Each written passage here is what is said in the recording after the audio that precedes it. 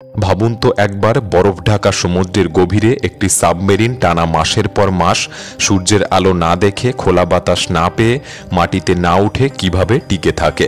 লোহার তৈরি এক লম্বা টিউবের ভেতর শতাধিক নাবিক দিনরাত কাজ করে, ঘুমায় আলমারির থেকেও ছোট কেবিনে, আর খাবার খায় এমন খাবার যা তারা মিশনের অনেক মাস আগেই সংগ্রহ করে রাখে।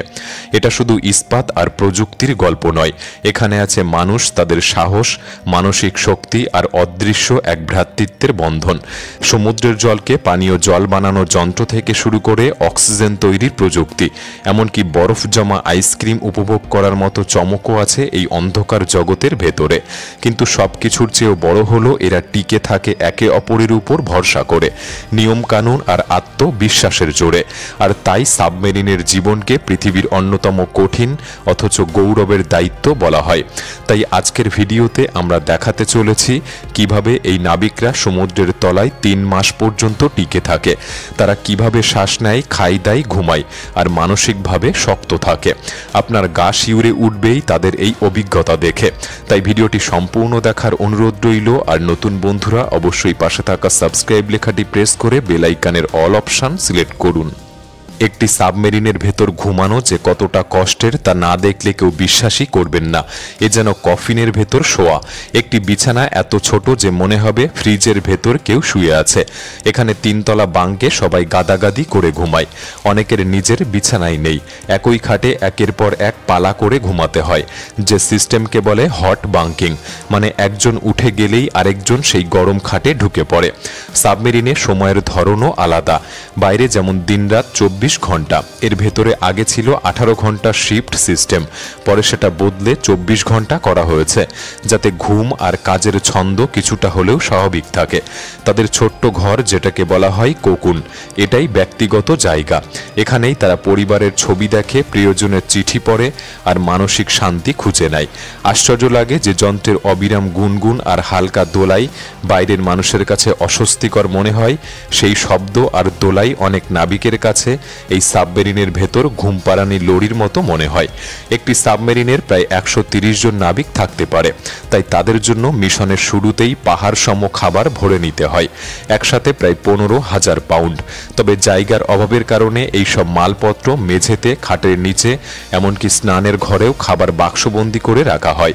প্রথম কয়েক সপ্তাহ নাবিকরা আসলেই খাবারের উপর দিয়ে হাঁটে আর ঘুমায়, ঠিক এরকম একটা ব্যাপার। তাজা ফলমূল আর দুধ এগুলি টিকে থাকে মাত্র 2 সপ্তাহ। তারপর শুধু ভরসা ক্যান, শুকনো খাবার আর ফ্রিজের খাবারের উপর।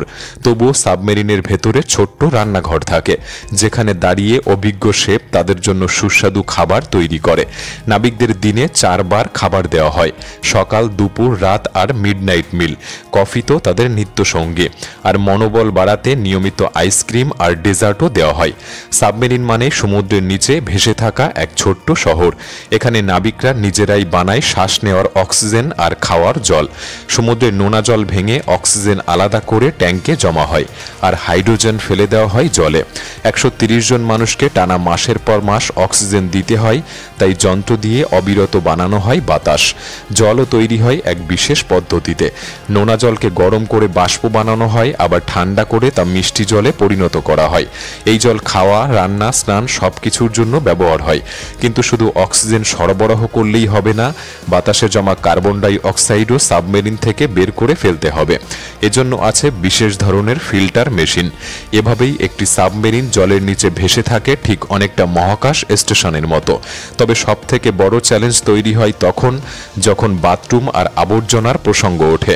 সাবমেরিনে থাকে বিশেষ এক ধরনের ভ্যাকুয়াম টয়লেট, যে টয়লেট অনেকটা বিমানের মধ্যে দেখা যায়, এবং সাবমেরিনে তৈরি বর্জ্য জমা হয় ট্যাঙ্কে, আর নিয়ম মেনে সেগুলিকে সমুদ্রে ফেলে দেওয়া হয়, তবে তীর থেকে প্রায় 3 কিলোমিটার দূরে। সাবমেরিনে শুকনো আবর্জনা ফেলার জন্য বিশেষ ব্যবস্থা থাকে, যেগুলি স্টিলের ট্যাঙ্কের মধ্যে ভরে দেওয়া হয় এবং নিচে ভারী ওজন বসানো হয়, যাতে সহজেই সমুদ্রের তলায় ডুবে যায়। এই ক্যানগুলি ছাড়া হয় বিশেষ পাইপের মাধ্যমে, যেটা দেখতে অনেকটা টর্পেডো ছোড়ার মতো মনে হয়। আবর্জনা নিয়েও আগে থেকে পরিকল্পনা করা হয়, কতটা জমবে, কোথায় রাখা হবে, কবে ফেলা হবে, সবকিছুই হিসেব করে করা হয়। একটি সাবমেরিন সাবমেরিন শুধু মেশিনেই চলে না, নাবিকদের একে অপরকে বুঝে চলার উপরও অনেক কিছু নির্ভর করে। এখানে রাজনীতি বা ঝগড়াঝাঁটি একেবারেই নেই, কারণ এত লোক ছোট্ট জায়গায় একসাথে থাকলে ঝগড়া হলে শান্তি থাকবে না। শব্দও একদম কম রাখতে হয়, কারণ কেউ না কেউ সবসময় ঘুমাচ্ছে। হাঁটার সময়ও সবাই সাবধানে পাশ কাটিয়ে চলে, নইলে বারবার ধাক্কা লাগবে। স্নানের নিয়মও এখানে কড়া, মাত্র 3 থেকে 5 মিনিট স্নান করতে দেওয়া হয়। এতে জলও বাঁচে আর সাবমেরিনও নিঃশব্দে চলে। সবচেয়ে বড় কথা, সবাই একে অপরকে সম্মান দেয়, কারণ সবাই একই কষ্ট সহ্য করছে। তাই সাবমেরিনের কাজ মানেই এক ধরনের ভ্রাতৃত্ব, গর্ব আর আলাদা এক সম্মানের বিষয়। তবে সাবমেরিনে বিপদ আসতে পারে হঠাৎ করেই, এর জন্য আগে থেকে সাবধানতা অবলম্বন করে চলতে হয়।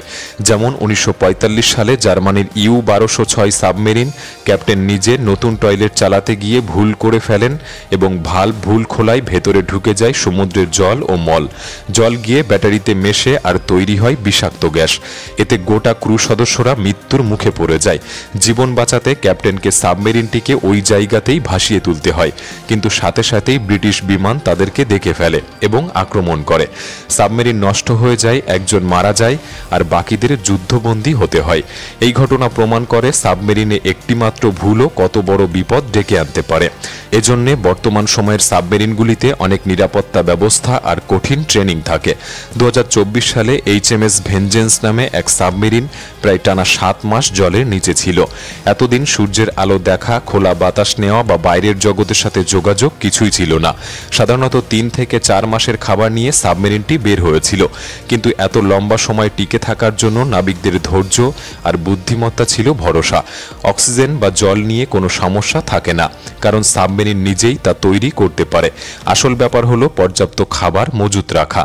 দিন যতই এগোয় ততই তাদেরকে হিসাব করে রান্না করতে হয়, যেন শেষ মুহূর্ত পর্যন্ত নিজেদের টিকিয়ে রাখতে পারে।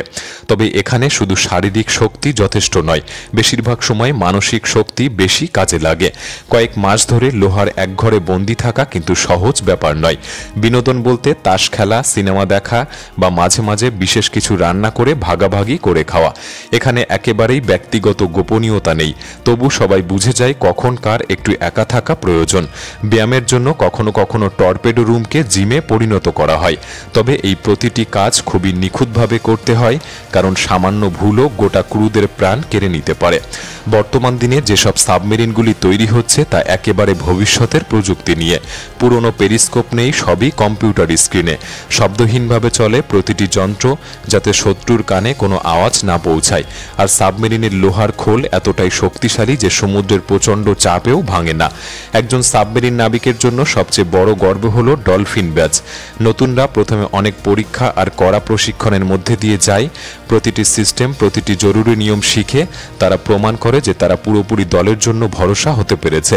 তখনই তারা পায় সেই বিশেষ ব্যাচ, যা শুধু একটা চিহ্ন নয়, বরং প্রমাণ করে যে তারা সমুদ্রের নিচে সেই গোপন ভ্রাতৃত্বের অংশ।